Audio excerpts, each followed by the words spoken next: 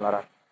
आज 2 तीन दिवसा अगोदर त्यानं सोयाबीनचा विमा घोषित केला होता. तर सोयाबीनमध्ये फक्त 2 सर्कल घेऊन 50 सर्कलच्या शेतकऱ्यांना वंचित ठेवलं होतं. तसंच आज त्यानं तुरीचा विमा घोषित केला आहे. तुरीतनी फक्त अकोला जिल्ह्यातल्या 52 पैकी फक्त 12 सर्कल घेऊन 40 सर्कलला वंचित ठेवलं आहे. मग आमचं विमा कंपनीला असं म्हणणं आहे बा की तुम्ही निकष कोणते लावून राहिले आहे. एकीकडे तुरीचे ॲव्हरेज 3 क्विंटल 2 क्विंटल 1 क्विंटलच्या जवळपास अतिवृष्टीमुळे विशेष गोष्ट म्हणजे तूर जळाल्याच जास्त यावर्षी. सगळ्यात महत्त्वाची गोष्ट म्हणजे देशपट्टीत आमचा जो खारपान पट्टा आहे, खारपान पट्ट्यातनी तुरीचे पिकं अतिवृष्टीमुळे मुळातच जळले होते. त्याच्यामुळे आम्ही विम्याला पूर्ण पात्र असतानाही विमा कंपनीनं भेदभाव करत मोजक्याच सर्कलमध्ये विमा देऊन असं जर विमा कंपनी करत असेल तर आम्ही सर्व शेतकरी लोक आता जे शुक्रवारी आमची मोठी मिटिंग आहे विमा कंपनी या विरुद्ध पीक विम्याच्या, तर आम्ही विमा कंपनीसोबत एवढे आक्रमक होता शेतकरी की आज गोष्ट अशी झाली आहे की आमच्या नावावर केंद्र सरकारचे आणि राज्य सरकारचे निधी घेऊन जो अनुदान आमच्या नावानं विमा कंपनी भेटते त्याची 9 वर्षातला लेखाजोखा आम्ही ऐकलेल्याप्रमाणे 16,000 कोटीनं विमा कंपन्या प्रॉफिटमध्ये आहे. आणि शेतकऱ्याला जर हक्काचे पैसे भरून पैसे भेटत नसतील तर शासनाने डायरेक्ट ते 16,000 कोटी त्याचे बंद करा ना. कशाला करोडो रुपये त्याला देऊन राहिले. आम्हाला डायरेक्ट 10,000 रुपये एकराचं अनुदान वाटा जून महिन्यात. आम्हाला विमा नाही पाहिजे ना फिमा नाही पाहिजे, तुमचं काहीच नाही पाहिजे, पण आमच्या नावानं विमा कंपन्याचं भलं करू नका. या गोष्टीत जर शासनानं लक्ष दिलं नाही तर आम्ही 24 तारखेची सभेत शेतकऱ्याचा निर्णय घेऊन जर शेतकऱ्यांना तयारी ठेवली बा की आपल्याला विम्यासोबत 2 हात करायचेच आहे तर आम्ही 1 मे रोजी मूर्तिजापूरच्या नॅशनल हायवेवर विमा कंपनीचे आमचे तुरीचे कापसाचे सोयाबीनचे प्रत्येक शेतकऱ्याच्या खात्यात महाडीबीटीद्वारे पैसे जायपर्यंत आम्ही ठिय्या आंदोलन कंटिन्यू करणार आहोत. याची पीक विमा कंपनीनं कृषी विभाग महाराष्ट्र शासनानं दखल घेऊन शासनानं शेतकऱ्याला न्याय द्यावा, अन्यथा या सर्व गोष्टीला जबाबदार पीक विमा कंपनी व शासन राहणार आहे.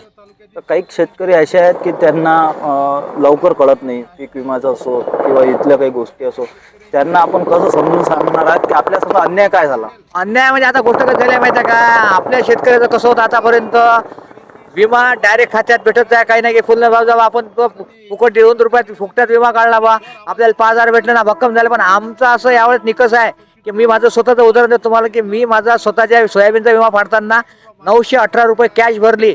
त्याच्या अगेन्स्टमध्ये मला 90,000 रुपयाचं कव्हरेज दिलं आहे विमा कंपनीनं. मला विमा लागेल तर त्या कव्हरेजच्या हिशोबानं नुकसान भरपाईचा विमा आम्हाला घ्यायचा आहे. आम्हाला नाही दिला चालेल, पण मी ते कागदपत्र घेऊन हायकोर्टातून जनहित याचिका दाखल करून विमा कंपनीला नोटीस देणार आहोत आम्ही किंवा जर 33% अतिवृष्टीची मदत असेल तर आम्हाला विम्याचा निकष पण 33% 50%च्या आधारावर भेटला पाहिजे.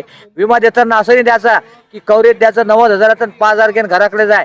त्या शाळेत आम्ही शिकलो शेतकऱ्याचा. आमचे शेतकऱ्याचे पोरं आता तरुण पोरं हुशार झाले आहेत, त्याला लिहिता वाचता येते. त्याच्यामुळे आता आम्ही आमच्या हक्कानं विमा घेऊ. जर ह्या त्वरित मूर्तिजापूर तालुक्यातील अकोला जिल्ह्यातील विम्याचा लाभ मिळाला नाही पूर्णपणे तर आपले पुढचं पाऊल काय असेल? या अकोला जिल्ह्यातनी 1,25,000 शेतकरी सोयाबीनचे आहेत, 58,000 शेतकरी तुरीचे आहेत, अजून कापसावाल्या शेतकऱ्याचा आकडा याचाच आहे. आमचं असं शेतकऱ्याच्या पोरांना म्हणणं आहे की ज्या ज्या शेतकऱ्यांना पीक विम्याची पॉलिसी काढली आहे ते पॉलिसी घेऊन आम्ही पॉलिसीच्या आधारावर आम्हाला कोणीही हालतीत पीक विमा कंपनीकडून विमा घ्यायचा आहे. की आमचं आंदोलन हे आता अति उग्र राहणार आहे की आता आम्ही तसंही माहिती आहे का खरंच होऊन राहिलो. एक तर हमीभाव नाही आहे मार्केटमध्ये, आम्हाला डिमांड नाही आहे. त्यामुळे आता आमच्या हक्काच्या पैशापाठी जर आमच्यावर कोणी कुऱ्हाड घालत असेल तर आम्ही टिट फॉर टॅट तसाच जबाब देऊ विमा कंपनीला. जर ते आमच्या टाळवरचं दोन्ही खात असेल तर आम्ही त्याची कॉलर धरून पैसे आणायची हिंमत ठेवू याच्यापुढे विमा कंपनीकडून.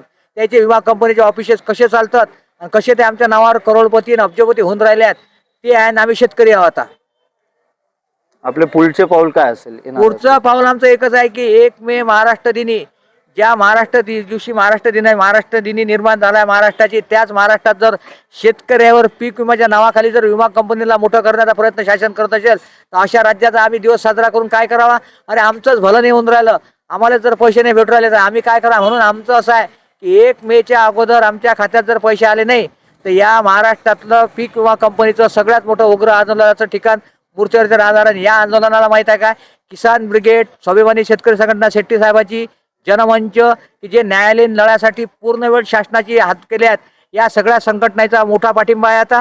त्यामुळे आता या आंदोलन हे काही नुसतं मूर्तिजापूर तालुक्यापुरतं सीमित नाही आहे.